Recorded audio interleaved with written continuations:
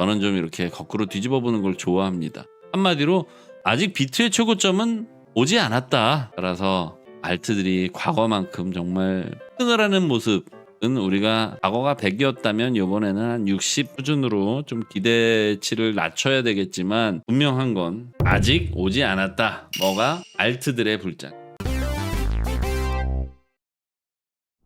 네, 안녕하십니까. 보자.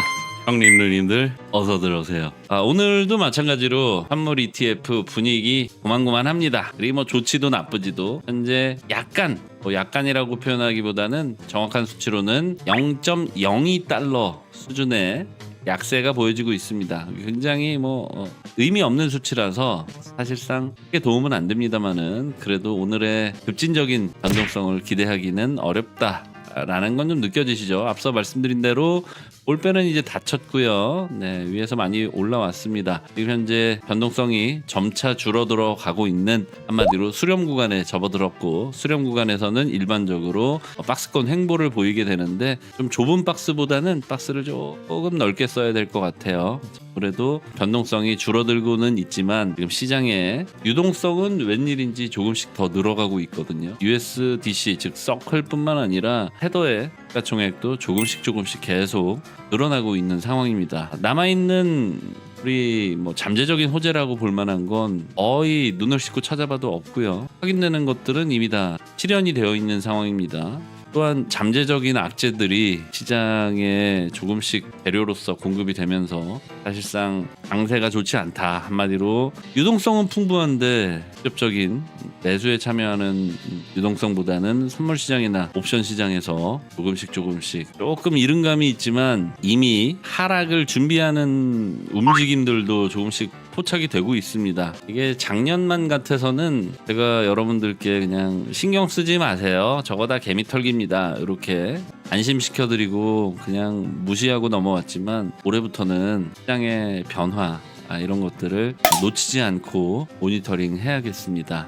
다만 대부분의 기준들이 충족되지 않았기 때문에 아직 매도 의견을 밝히기는 시기상조가 아닌가 그런 생각을 합니다. 일단 지금 1억 4천이고요. 시세는 104,874달러에 머무르고 있습니다. 어제 약간의 쇼 스퀴징이 나온 이후 단기 차트에서는 오락가락하고 있어요. 위아래로 변동성을 보여주고 있는데 변동폭이 상당히 좁죠. 2%대의 변동성만을 보이고 있습니다.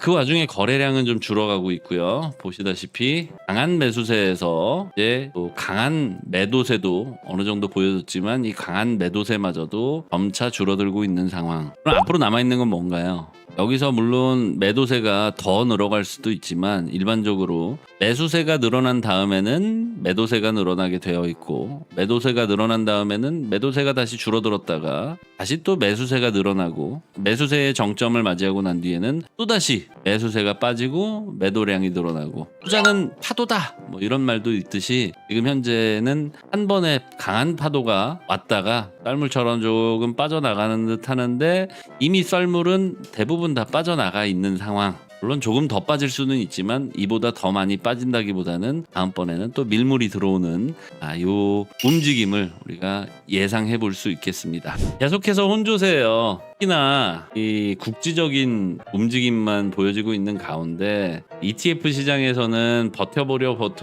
애를 쓰고 있습니다. 이제 어제 플로우에서 여실히 드러났는데 일단 또 오랜만에 블랙락 형님 누님들이 많이 사셨어요. 근데 피델리티에서도 좀 많이 팔았습니다.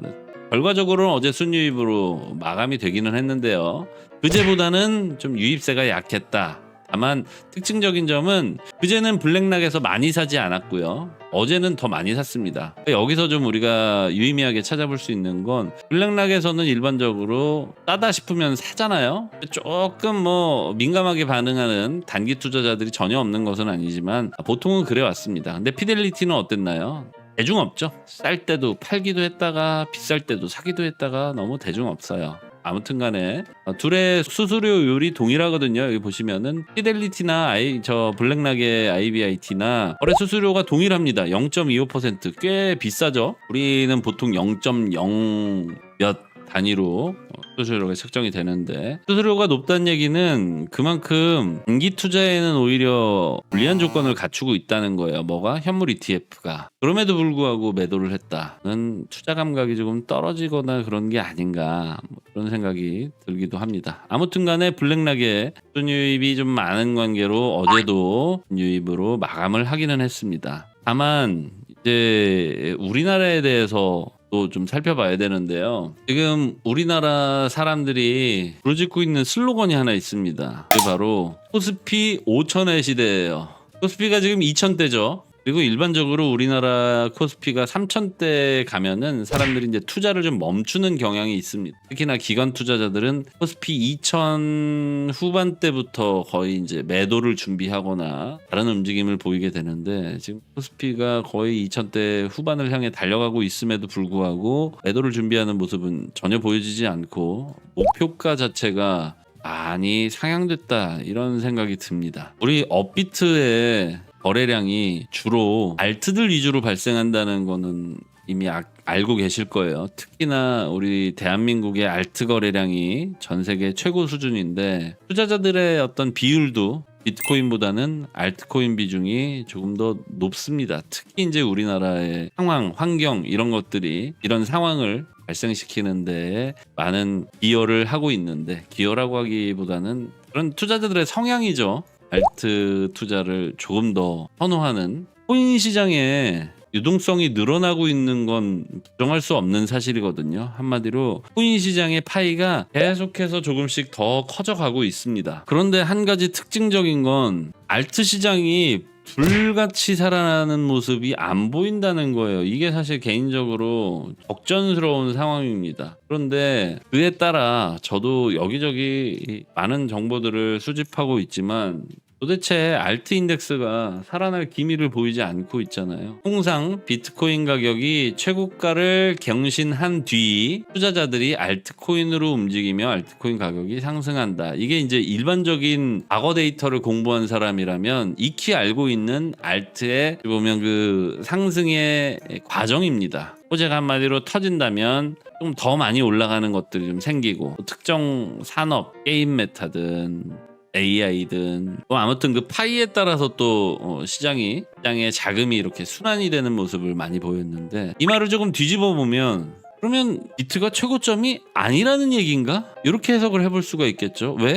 아직 알트코인 가격이 상승하지 않았으니까. 저는 좀 이렇게 거꾸로 뒤집어 보는 걸 좋아합니다. 한마디로 아직 비트의 최고점은 오지 않았다. 따라서 알트들이 과거만큼 정말 흥을 하는 모습, 우리가 과거가 100이었다면 이번에는 한 60 수준으로 좀 기대치를 낮춰야 되겠지만, 분명한 건 아직 오지 않았다. 뭐가? 알트들의 불장.